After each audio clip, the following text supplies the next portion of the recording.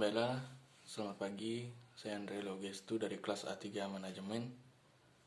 Saya akan menyampaikan hasil ringkasan bab 4. Politik privat dan lingkungan non-pasar. Politik privat dapat membentuk lingkungan non-pasar dengan beberapa cara. Pertama, mereka yang memulai politik privat dapat mengidentifikasi isu-isu tentang manajemen mana yang tidak disadari atau belum dipahami sebagai hal yang penting bagi orang lain, seperti dalam kasus kemungkinan risiko kesehatan dari radiasi telepon seluler. Demikian pula tindakan Greenpeace yang meminta perhatian pada rencana sel Inggris untuk menenggelamkan platform penyimpanan minyak Brent Spar di Atlantik Utara, menimbulkan politik privat yang intens di Eropa, meskipun rencana tersebut telah disetujui oleh pemerintah Inggris. Evolusi politik privat. Politik privat yang dipimpin oleh aktivis sosial telah berkembang selama beberapa dekade terakhir, selama tahun 1970-an dan 1980. Para aktivis terutama berfokus pada politik publik, mencari undang-undang dan peraturan untuk memaksa perusahaan mengubah praktik mereka. Aktivis sering kecewa dengan lambatnya kemajuan yang dicapai melalui kerja pemerintah.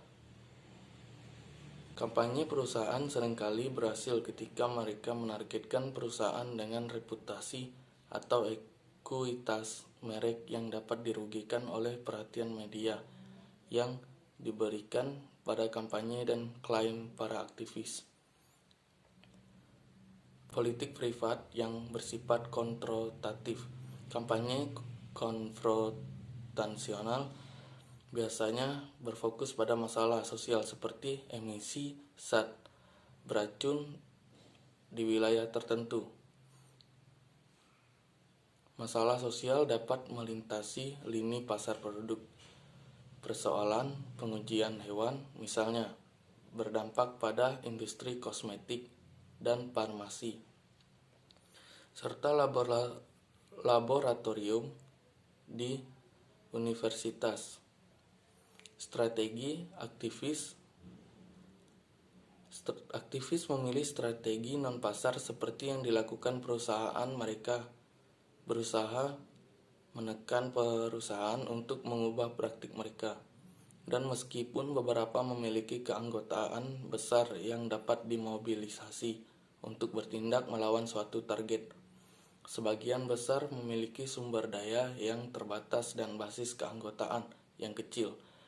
Oleh karena itu, para aktivis menghadapi masalah aksi kolektif dan kampanye berfungsi sebagai mekanisme koordinasi bagi mereka yang memiliki kepedulian terhadap praktik perusahaan. Baiklah, saya akan menjawab pertanyaan yang ada di bab 4. Yaitu pertanyaannya, apa masalah dalam kasus ini dan di manakah masalah itu dalam siklus hidupnya? Di arena perkembangan manakah masalah ini ditangani? Kepentingan mana yang aktif dalam masalah ini? Evaluasi proses keputusan sel Inggris dalam memilih BPEO. Bisakah itu secara efektif mengkomunikasikan alasannya untuk pembuangan laut dalam kepada publik? Apakah sel Inggris benar dalam membatalkan rencana awalnya? Bagaimana seharusnya sel mengelola pembuangan Brent Spar? Dari perspektif perusahaan multinasional besar seperti Royal Dutch atau Shell, strategi apa yang harus diterapkan untuk berpartisipasi, memengaruhi, dan mempersiapkan perkembangan masalah ini atau yang serupa?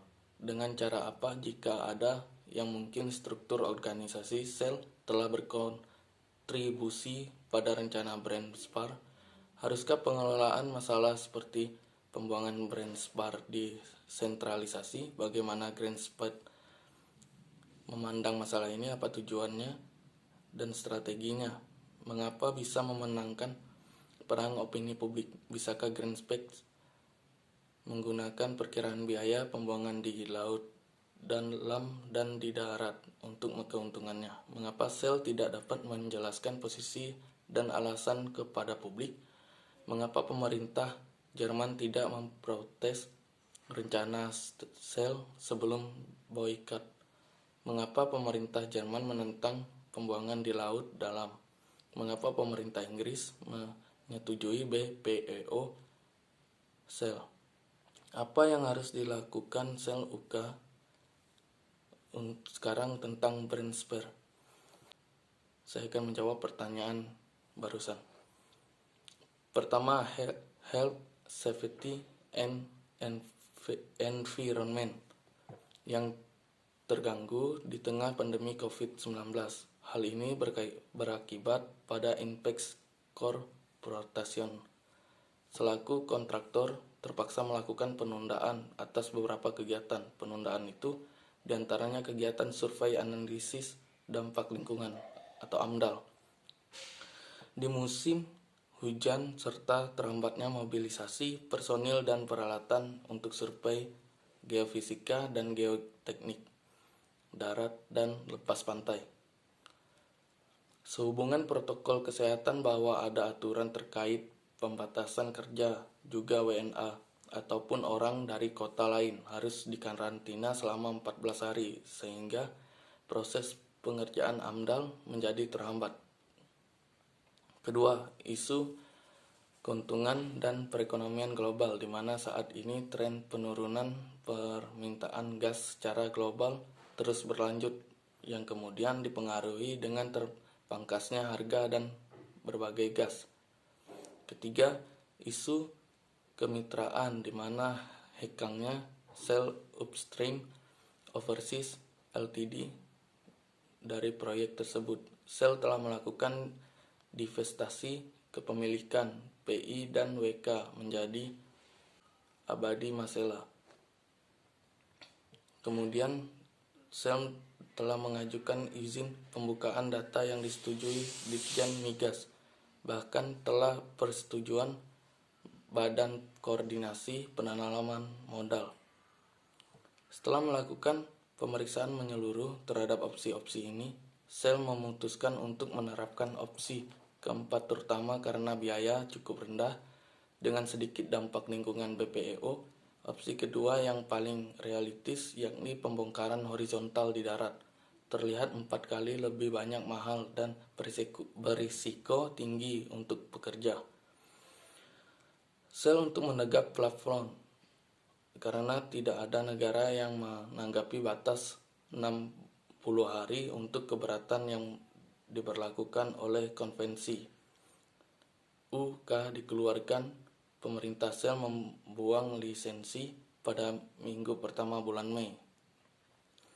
Dari segi biaya terhadap risiko lingkungan dan risiko pekerjaan bagi tenaga kerja, opsi untuk menenggelamkan Greenspace dianggap lebih layak untuk dilakukan. Usulan ini pun diajukan kepada pemerintah Inggris agar Shell UK dapat menjalankan rencana untuk menenggelamkan Greenspace. Namun, sebelum aturan yang dapat dijadikan untuk menjalankan rencana tersebut dikeluarkan, protes dari Greenspace mengalami peningkatan. Beberapa aktivis Greenspace menduduki Greenspace selama beberapa hari. Dukungan ini mengalir terutama dari pemerintah Jerman yang mendesak Shell untuk rencana penenggelaman Greenspace.